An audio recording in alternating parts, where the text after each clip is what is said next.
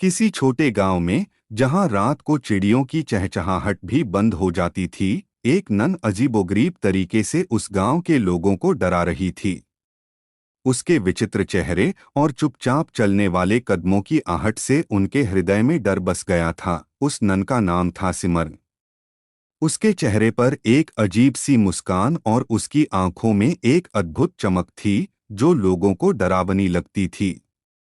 गांव के लोग उसे भूतिया नन कहकर डरते थे।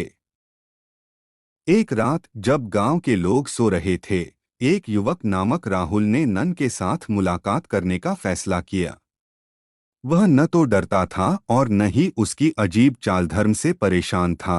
राहुल नन से मिलने के लिए उसके आश्रम में पहुंचा।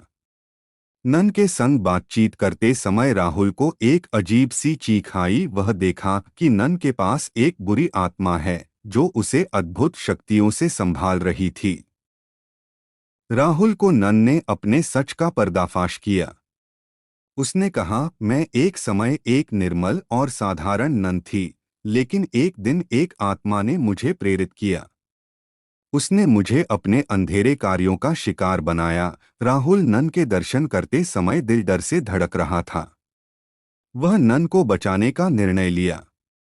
वह आत्मा से लड़ा और नन को मुक्त करने की कोशिश की। लड़ाई के दौरान राहुल को पता चला कि नन का दिल साफ और नेक है। उसने नन को उस आत्मा के प्रभाव से मुक्त किया। उस आत्मा ने नन की आत्मा को छोड़ दिया और वह फिर से निर्मल और साधारण नन बन गई। इस घटना के बाद नन और राहुल ने गांव में अच्छे बने और लोगों के बीच भविष्य में देखा।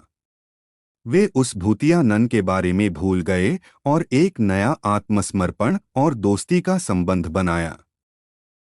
आखिरकार नन की भूतिया छाया हर तरह से गायब हो गई और गांव में फिर से शांति और सुकून की हवा छाई।